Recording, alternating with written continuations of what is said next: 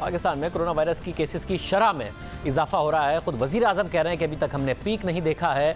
ये किस बात की निशानदही करता है? हम बात करेंगे अमेरिका में कोरोना के मरीजों का इलाज करने वाले डॉक्टर फ़हीम यूनुस से, जिन्होंने सारे मामले को देखा है, इस पर लिखते भी हैं। डॉक्टर साहब बहुत शुक्रिया। डॉक्टर साहब, पहले जो टेस्ट हो रहे थे उसमें 8% लोगों का मस्बत आ रहा था, फिर 10% का आया, अब 12% तक पाकिस्तान में जो टेस्ट है उसका मस्बत आ रहा है। ये किस तरफ किस बात की निशानदही करता है? पाकिस्तान में किस ट्रेंड को दिखा रहा है? आपने देखा है बैनुल-अक़वामी ट्रेंड, और अमेरिका में भी आपने देखा है।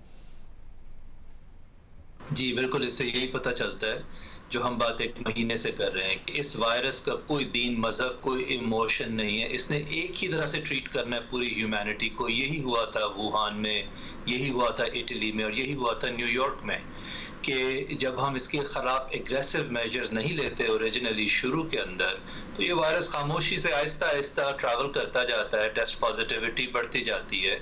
आपके पाकिस्तान में इस वक्त हर 10 दिन पे नंबर्स डबल हो रहे हैं और हमारी अमवात भी बढ़ रही हैं। और ये पॉजिटिविटी ज़्यादा कंसर्निंग इसलिए भी है कि ओवरऑल पाकिस्तान में टेस्ट्स की तादाद बढ़ी है। तो जब आप टेस्ट की तादाद बढ़ाते हैं तो शुरू में कई दफ़ा पॉजिटिविटी कम होती है क्योंकि आप एसिम्प्टोमेटिक पेशेंट्स को भी कैच करना शुरू कर देते हैं।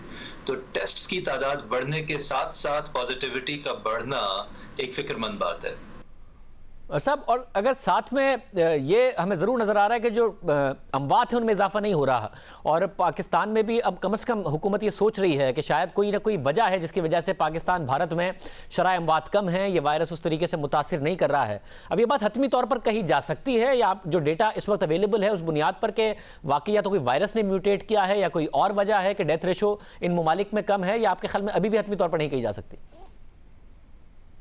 ये नहीं कही जा सकती अभी। ये उसी तरह है जिस तरह महीना पहले हम ये भी मानने को तैयार नहीं थे कि कोरोना वायरस फ्लू से ज्यादा की कोई बात भी है इसमें। अब हम यहाँ तक आ गए हैं कि ये एक जरूरी और इम्पोर्टेंट बात है, लेकिन इसमें डेथ रेशियो ज्यादा नहीं है। मुझे फिक्र ये है कि ये ऐसे ही है कि जैसे तूफान से एक दिन पहले ये कहा जाए कि मौसम तो बहुत अच्छा है, कहाँ है तूफान? हनूज दिल्ली दूरस्थ पे हम नहीं रह सकते। आपके पास 220 मिलियन लोग हैं।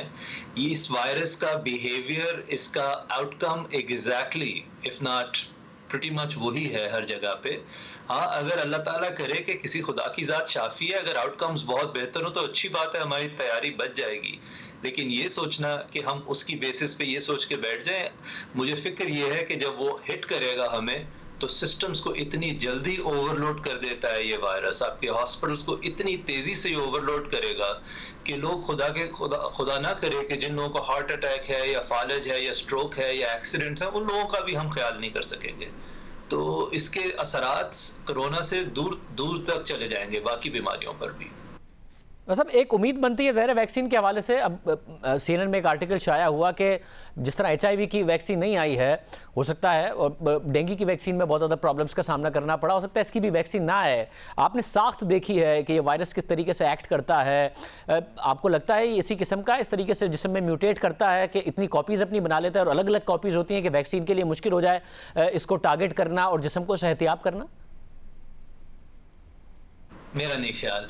कहीं जगहों पे जहां उम्मीद है, इंसान को ना उम्मीद कभी नहीं होना चाहिए। मेरे ख्याल में वैक्सीन इंशाल्लाह ताला इसकी ज़रूर आ जाएगी, और उसकी रीज़न ये है कि इसके ऊपर इस वक्त 100 के करीब वैक्सीन कैंडिडेट्स पे काम हो रहा है।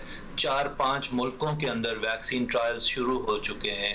अल्लाह के फजल से साल 1.5 साल में मुझे यकीन है कि एक वैक्सीन आ जाएगी। HIV पे वैक्सीन इसलिए नहीं आ सकी क्योंकि HIV की म्यूटेशंस बहुत मुख्तलिफ हैं इस वायरस की म्यूटेशन से। ये ऐसे ही है जैसे किसी शेर और बंदर का मुआजना हो रहा है। HIV का कोई मुआजना नहीं है इस वायरस के साथ। और दूसरा, HIV CD4 उन सेल्स को मार देता है जो इम्यूनिटी की फैक्ट्री है हमारे जिस्म के अंदर।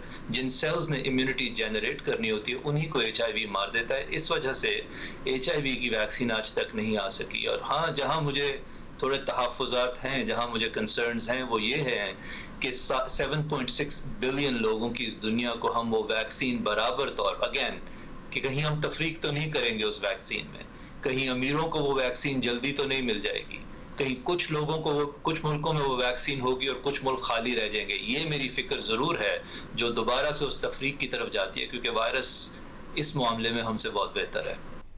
बहुत शुक्रिया डॉक्टर फ़हीम यूनुस हमारे साथ मौजूद थे। कम से कम ये बात मस्बत है कि इसकी वैक्सीन ज़रूर आ जाएगी, मगर एहतियात की ज़रूरत है। जो पाकिस्तान में ट्रेंड है वो उन्हें भी लग रहा है कि ख़तरनाक है कि पहले 8% जब टेस्ट किए जाते थे उन लोगों में मस्बत उनका नतीजा आता था कोरोना वायरस के हवाले से, फिर 10% और अब 12% तक आ रहा है। इसका मतलब है कि जो लोकल ट्रांसमिशन है वो तेज़ी से हो रही है और ये ख़तरनाक हो सकती है, खुदा न खास्ता।